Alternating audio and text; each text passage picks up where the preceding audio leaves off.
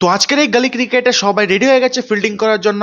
আর পোলাপাইন ফুল জোশে আছে, কারণ এখনই যাকে আউট করবে সব দৌড় দিয়ে গিয়ে ব্যাটটা নেবে, আর যে ব্যাটটা আগে নেবে ওই হবে নেক্সট ব্যাটসম্যান। আর ব্যাটসম্যান বলতে না বলতে নেমে পড়েছে আমাদের এরিয়া স্টার ফালতু বশিদার, নিয়ে নিজের ব্যাট সমান ডান্ডা। আরে বাস, নামতে না নামতে মারলো পল্টুর আন্ডায়। বলতে পল্টু যে বলটা মেরেছে টেনিস বলটা ওইটা আর কি। আর এখানে বশিদার 6 বলে 6 ছক্কা মেরে দিল। কিন্তু বাকি ছেলেরা মিলে জানি কি প্ল্যান করছে, যা দেখে বশিদারের মনে এক ফুটাও শান্তি নেই।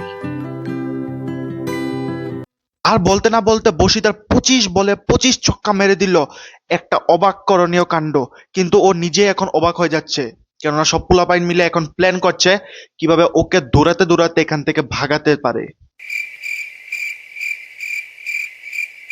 আর এখানে বলতে না বলতে পরিস্থিতি একদম বেতালা খারাপ হয়ে যাচ্ছে, কেননা এখন বশিদার দৌড়াতে দৌড়াতে পারছে না, আর কারণ তার পিছে সব পোলাপাইন পড়ে রয়েছে, কারণ ও একটা বলও বাকিদেরকে খেলতে দিচ্ছে না। আর ফাইনালি জিতে গেল আমাদের বশিদার, কারণ ও নিজের নিজের বাড়ি চলে গেল আর একমাত্র ব্যাট ওর কাছেই ছিল।